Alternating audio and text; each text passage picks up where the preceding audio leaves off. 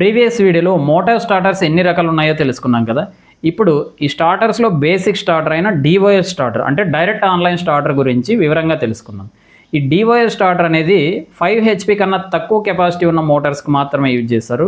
ఎందుకు ఈ చిన్న సైజ్ మోటార్స్కి మాత్రమే ఈ స్టార్టర్ యూజ్ చేస్తారంటే దీని పేరులోనే ఉంది, DOL అంటే డైరెక్ట్ ఆన్లైన్ స్టార్టర్. వచ్చిన సప్లైని యాజ్ ఇట్ ఈస్గా మోటార్కి పంపించేస్తుంది. ఎలాంటి చేంజెస్ లేకుండా ఇన్పుట్ ఇస్తాము, జస్ట్ స్విచ్ ఆన్ చేయగానే అవుట్పుట్ వచ్చి మోటార్కి వెళ్ళిపోతుంది.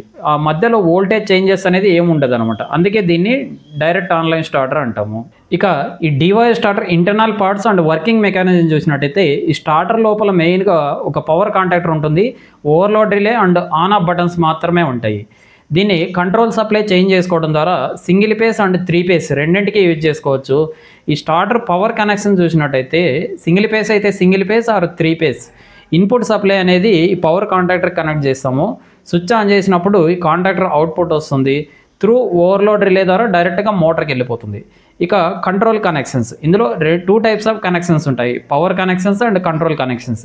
ఈ కనెక్షన్స్ అనేది చాలా లెంతీ టాపిక్, ఈ షార్ట్ వీడియోలో కష్టం కాబట్టి ఒక ఫుల్ లెంత్ వీడియో చేశాను. ఇంట్రెస్ట్ ఉన్న వాళ్ళు ఆ వీడియో లింక్ కింద మెన్షన్ చేశాను, చెక్ చేయండి.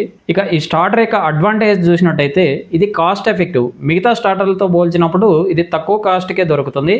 అలాగే ఇచ్చిన ఇన్పుట్ వోల్టేజ్ అనేది ఎలాంటి చేంజెస్ లేకుండా డైరెక్ట్గా మోటార్కి వెళ్ళడం వల్ల ఆ మోటార్ యొక్క స్టార్టింగ్ టార్క్ అనేది ఎక్కువగా ఉంటుంది. ఇక డిసడ్వాంటేజ్ చూసినట్టయితే డైరెక్ట్గా మోటార్ స్విచ్చింగ్ అవ్వడం వల్ల స్టార్టింగ్లో ఇంట్రెస్ట్ కరెంట్స్ అనేది ఎక్కువగా ఉంటుంది.